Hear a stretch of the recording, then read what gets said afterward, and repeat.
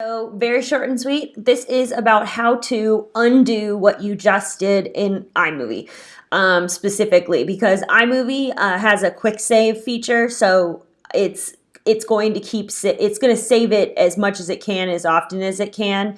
I've also found that when iMovie, whenever like your software unexpectedly quits or anything, I will say iMovie is pretty good at remembering where you left off from.